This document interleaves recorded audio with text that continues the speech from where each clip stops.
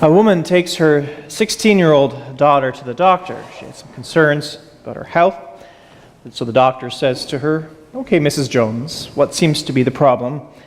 And the mother says, "It's my daughter, Darla. She keeps getting these cravings. And she's putting on weight and is sick most mornings." The doctor gives Darla a good examination, then turns to her mother and says, "Well, I don't know how to tell you this, but your Darla is pregnant. About 4 months would be my guess." The mother exclaims incredulously, "Pregnant? She can't be. She's never even been left alone with a man. Have you, Darla?" Darla says, "No, mother, I've never even kissed a man." The doctor pondered this for a moment, silently walked over to the window, and just stared outside for a few moments. And after about 5 minutes, finally the mother interjects and interrupts him and says, "Doctor, is there something wrong out there?" And the doctor replies, "No, not really. It's just the last time anything like this happened, a star appeared in the east, and 3 wise men came over the hill. And I'll be darned if I'm going to miss it this time."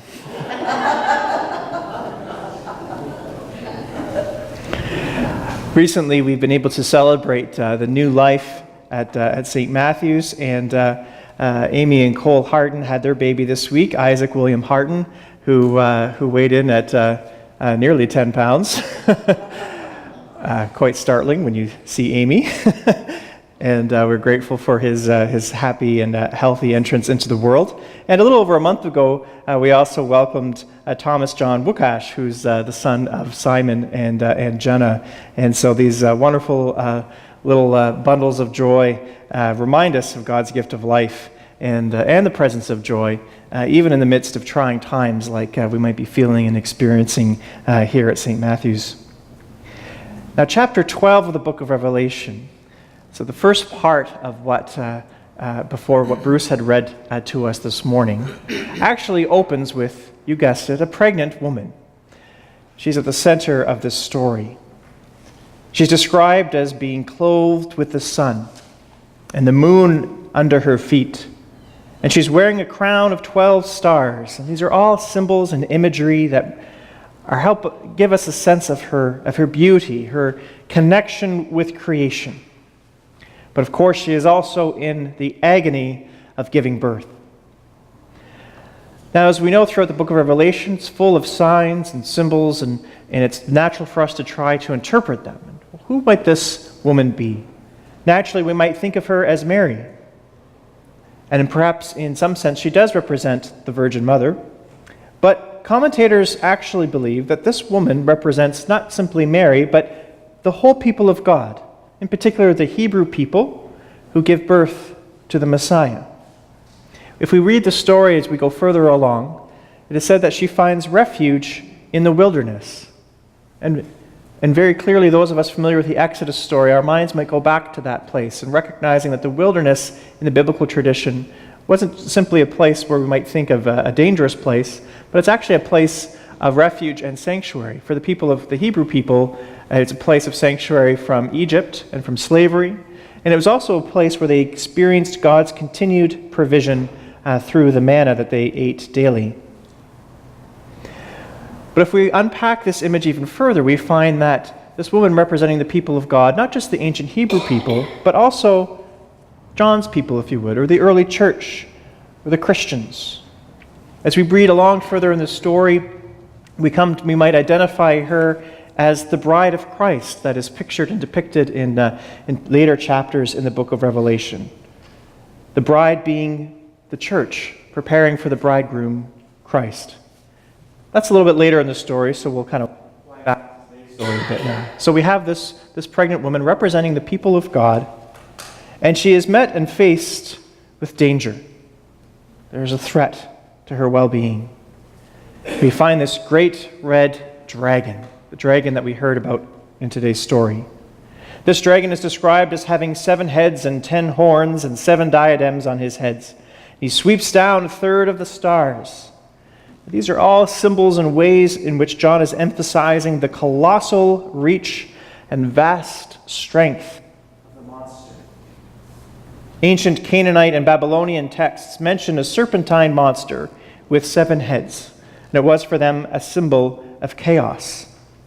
And what John seems to be doing is pulling together these meanings, these ancient meanings of the serpent and what the serpent represents, and pulling them together in the biblical tradition. And even with that, Genesis chapter 3, when we find another woman, Eve, confronted with another serpent in the garden.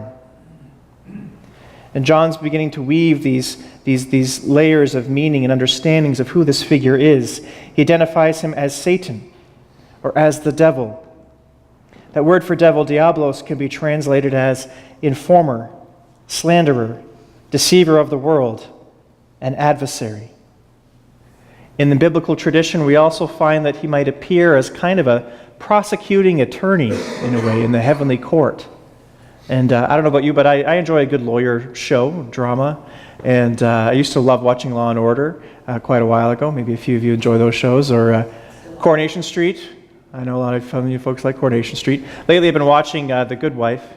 And anyways, all of these shows, at one point or another, you end up with this kind of nasty prosecuting attorney at some point, right? Who just seems bent on trying an individual, whether they're guilty or not.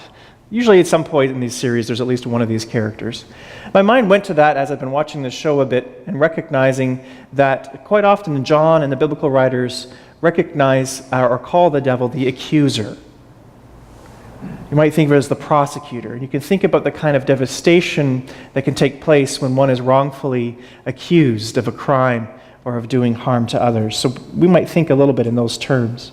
But what John's doing is he's pulling together all these various sort of meanings, and he's identifying the dragon with Satan, the devil, the ancient serpent, and he's showing that he intends to symbolize all the anti-God forces from Eden onward, whatever they might be called. And we're finding them centralized in this figure, the great red dragon. Well, this dragon seeks to destroy the child that's about to be born. But the woman is lifted safely on the wings of an eagle. The earth swallows her up, which is symbol for that the creation is on her side and offering her refuge. And so the dragon turns to wage war on the rest of her offspring, we read. The rest of her offspring, seeing in fact that he is out to go after the children of God, those who keep the Lord's commands, John says. And so the story sort of shifts, and so the dragon sort of fades into the background a bit, takes his place on a perch on the seashore, and he watches as his instruments, the 2 beasts that we read about in chapter 13, who would threaten the children of God. The first beast rises from the sea, and the second rises from the land. And I found it quite interesting in my studies that these 2 beasts have connection to 2 ancient apocalyptic beasts or characters from told about and described centuries earlier even. And these 2 beasts are actually, we'll say they're named after the 2 big rides at Canada's Wonderland, the Leviathan and the Behemoth. And that's what they're called. So the Leviathan is the beast that rises from the sea, the first. And we read this description of this beast as having 7 heads. And again, 7 representing completeness, a head representing knowledge, power. So there's a sense that this is the fullness of power, or perhaps even a totalitarian state. We start to unpack what this beast does and says. We hear about this beast having received a mortal wound in the head, and elsewhere even by the sword. And that seems to have killed it, but in some way comes back to life. And historians look at this and try to unpack what John is getting at here. And in his particular context and time and place and environment, he looks around and he is really, I believe, and what many commentators believe, is identifying the evil emperor Nero, the great persecutor of the church, as being that first beast. Nero himself had killed himself by sword to the head. And the year after his death, the empire was cast into great civil war and unrest and chaos until Vespasian rose to power And so in a sense, the rule of the emperor came back and rose again and came back to life through this ruler. And so we're given all these sort of indications that John very much has the sense of the beast as being the emperor. Nero in particular, but representing really all the cruelties of the Caesars that John and the church particularly had fallen victim to. He represents an antichrist figure, an adversary of God in Christ. And so if we can kind of see that perhaps that first beast represents Rome and the empire, the second beast, Behemoth, that rises from the land, his job and his purpose is to promote the worship of the first beast. It says that he's going to have the ability to perform miracles, to be kind of a prophet. And we're getting this sense that there's strong religious overtones to the second beast.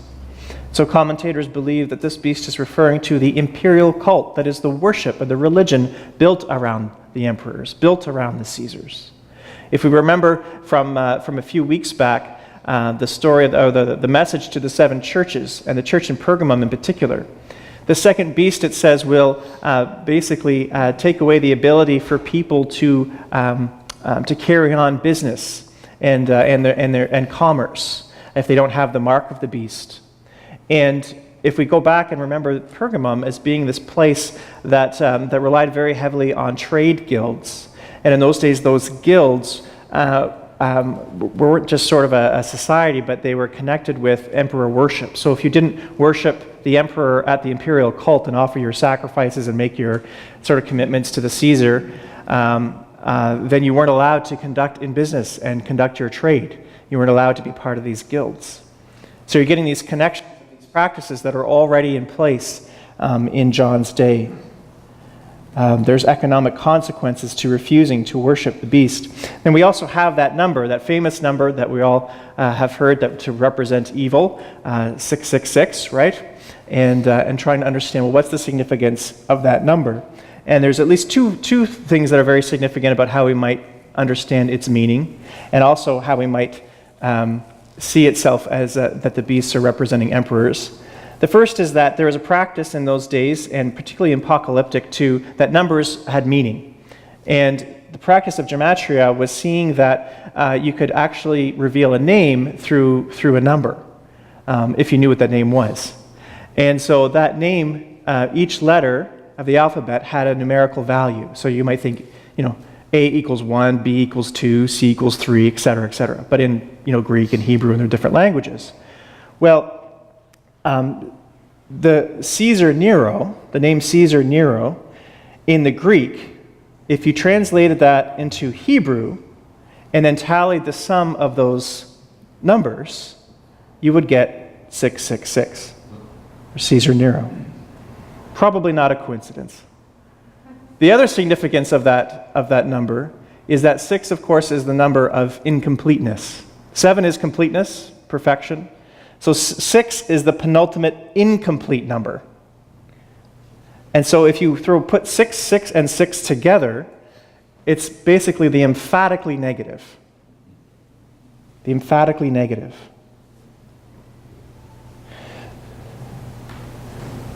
When we read John's Revelation, I hope as we're going through this series, we're beginning to understand that this isn't so much about about predicting doomsday in the world at some point in the future. But John is looking at his context, his environment, and all that's around him, and he's pulling together these incredible images and these visions that he's received, and being able to basically offer a critique and a corrective to his culture. He's looking at the Roman Empire. He's remembering the great persecutions of Caesar Nero and the Caesars that followed him, and what they represent, and the threats they represent to the church, and how ultimately that they are the instruments of the devil, according to John, according to the early church. And so these symbols of the dragon and the 2 beasts can have great meaning and significance for John and for the early church. They understood what those things could represent. The challenge for us, I think, today, after we've spent a little bit of time digesting those images, is to maybe think about what could those images, or those characters, those figures, mean for us.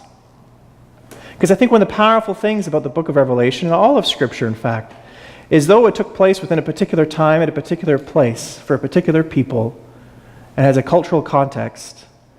As God's word, it can speak to us across space and time to all peoples and all ages, including our time and the time to come. So where might we see the work of the dragon? How we might be manifest this so-called beasts that we might see? Might they be in totalitarian governments, oppressive regimes, perhaps even those persecuting Christians? Might we see them in systems of oppression, of economic systems that keep the poor poor and the rich rich? Might they speak to the empire of consumerism and materialism that's so rampant here in North America and in the west of the world, that teaches us that we don't need God, that we can be self-sufficient, that we simply must accumulate more wealth to consume and purchase more things that we don't need?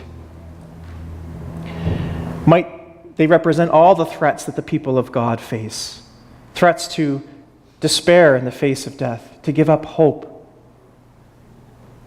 Threats of abuse of power. Religion for its own sake, that neglects the needs of others, but simply is about maintaining its own status and power. I think Satan can represent that pursuit of power, but I also think can represent sometimes those inner voices that accuse us, that speak against us, that argue against us, that tell us that we're no good, that tell us that we're failures.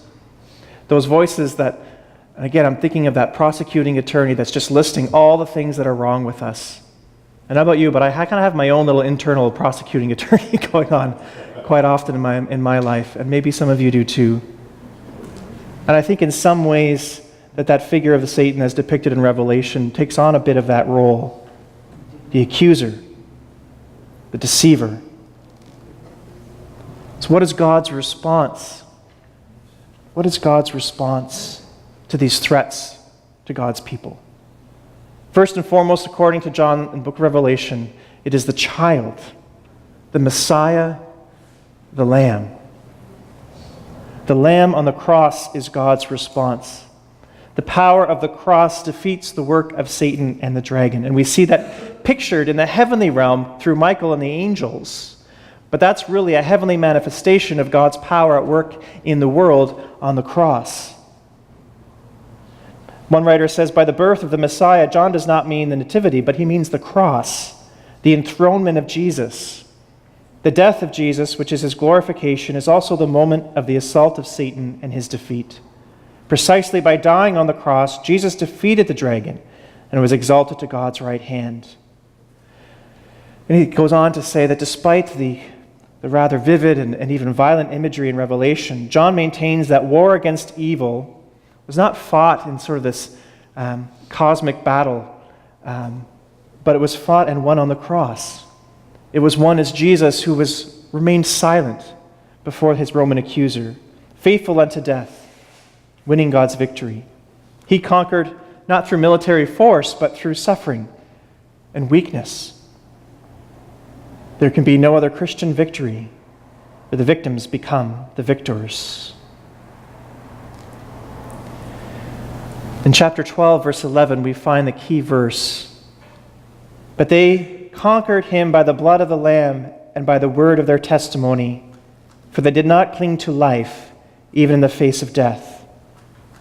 The they is referring to the martyrs or the Christians in travail and in struggle and suffering.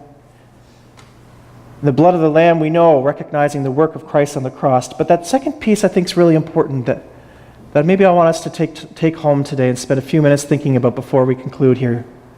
The word of their testimony. Do you know that each one of us in this room here today have a testimony? We each have a story.